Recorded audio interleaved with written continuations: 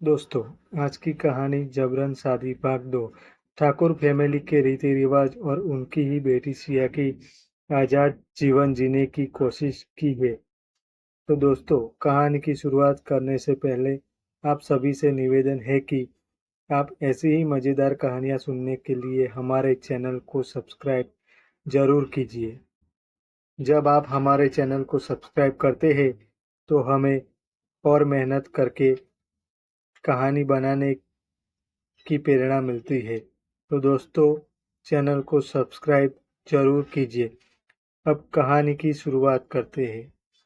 पिछले भाग में आपने देखा कि ठाकुर परिवार की बेटी सिया ने जबरदस्ती शादी से बचने के लिए अपनी सहेली अनिका के साथ भागने का साहस किया।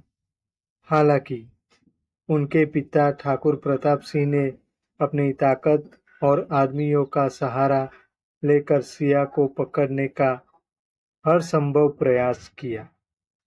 इस भाग में कहानी में सिया की जिंदगी के नए मोड़ और उसके संघर्ष को आगे बढ़ाती है। गहरी रात थी। सिया और अनिका घने जंगल में भाग रही थी। बारिश तेज हो चुकी थी और जंगल का रास्ता कीचड़ से भर गया था। सिया का दिल तेजी से धड़क रहा था। अनिका ने उसकी कलाई पकड़ी और धीरे से कहा, हमें जल्दी छुपने की जगह ढूंढनी होगी। ये लोग ज्यादा दूर नहीं होंगे। सिया ने खुद को शांत करने की कोशिश की, लेकिन हम कहाँ जाएंगे? मैंने सुना है कि जंगल के दूसरी ओर एक छोटा गांव है। वहां से हम बस पकड़कर पहाड़ों की ओर जा सकते हैं, अनिका ने समझाया। वे दोनों थके हुए और गीले कपड़ों में आगे बढ़ती रही।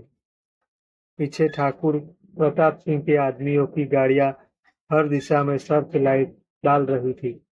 सिया को ऐसा लग रहा था कि कहीं से उसके पिता की आवाज आएगी और उसे वापस ले जाया जाएगा। 2 घंटे की थकावट भरी दौड़ के बाद सिया और अनिका एक छोटे से झरने के पास बैठ गई। उनके पास खाना नहीं था और ठंड ने उन्हें कंपा दिया था। अब हमें ज्यादा देर रुकना नहीं चाहिए। तुम्हारे पिता के लोग जंगल का चप्पा चप्पा छान रहे होंगे, अनिका ने कहा। तभी उन्हें झाड़ियों के पीछे हलचल सुनाई दी। दोनों डर के मारे चुपचाप खड़ी हो गई। कुछ देर बाद एक बूढ़ा आदमी हाथ में लालटेन लिए उनके पास आया। बेटा, तुम लोग यहाँ क्या कर रही हो?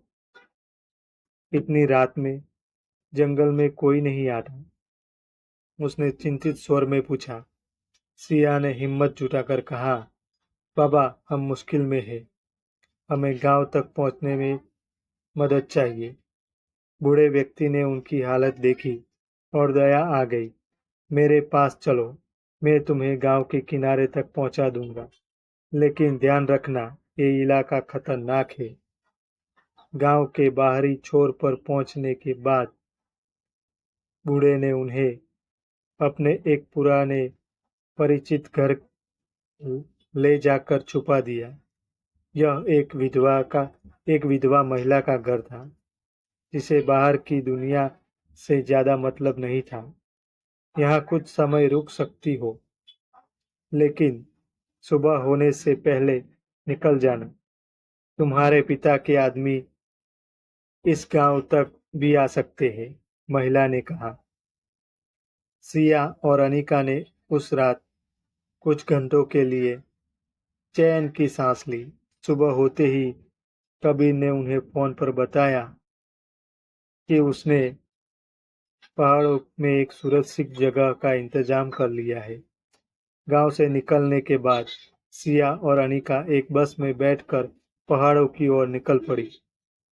हर मोड़ पर सिया को ऐसा लग रहा था कि कोई उन्हें पहचान लेगा, लेकिन उसकी आंखों में अब डर से ज्यादा आत्मविश्वास था। 3 घंटे की यात्रा के बाद वे दोनों एक छोटे से पहाड़ी कस्बे में पहुंची। वहां कबीर ने उनका स्वागत किया। यह जगह तुम्हारे लिए पूरी तरह सुरक्षित है। मैंने यहाँ के लोगों को तुम्हारे बारे में कुछ नहीं बताया है। तुम यहाँ एक नई पहचान के साथ रह सकती हो, कबीर ने सिया को समझाया। सिया ने राहत की सांस ली, लेकिन साथ ही उसके मन में सवाल भी उठे। कबीर, मैं कब तक यहाँ चुप कर रहूंगी? मुझे अपनी जिंदगी वापस चाहिए। मैं अपने पिता के खिलाफ खड़ी होना चाहती हूँ। कबीर ने उसकी आंखों में दृढ़ता देखी। अगर तुम सच में अपने अधिकारों के लिए लड़ना चाहती हो, तो तुम्हें मजबूत बनना होगा, और मैं तुम्हारे साथ हूँ। पहाड़ों में रहते हुए सिया ने अपनी जिंदगी को समझने और अपनी ताकत को पहचानने का समय पाया। कबीर ने उसे आत्मरक्षा और साहस के छोटे छोटे गुर सिखाए। उसने अपने अंदर की घबराहट को साहस में बदलने की ठानी। सिया ने कबीर के सुझाव पर स्थानीय महिलाओं के साथ मिलकर एक छोटा प्रशिक्षण केंद्र शुरू किया। वहां वह उन महिलाओं को आत्मरक्षा सिखाने लगी जो घरेलू हिंसा और अन्याय का शिकार थी। एक दिन ठाकुर प्रताप सिंह को खबर मिली कि सिया पहाड़ों में रह रही है। उन्होंने तुरंत अपने आदमियों को भेजा। जब ठाकुर प्रताप सिंह ने सिया को देखा तो वह भड़क उठे। तुमने हमारी इज्जत मिट्टी में मिला दी। वापस चलो, नहीं तो अंजाम बुरा होगा। लेकिन इस बार सिया ने साहस दिखाया। पिताजी, यह इज्जत मेरी आजादी से ज्यादा बड़ी नहीं है। आप जो चाहते हो मैं उसे मानने के लिए अब तैयार नहीं हूँ। ठाकुर प्रताप सिंह ने उसे धमकी दी, लेकिन सिया ने स्थानीय पुलिस और कबीर के साथ मिलकर अपने पिता के आदमियों के खिलाफ कानूनी कार्रवाई की। यह लड़ाई सिया के लिए आसान नहीं थी, लेकिन उसने हार मानी नहीं। उसने अदालत में अपनी जबरदस्ती शादी के खिलाफ याचिका दायर की और अपना पक्ष रखा।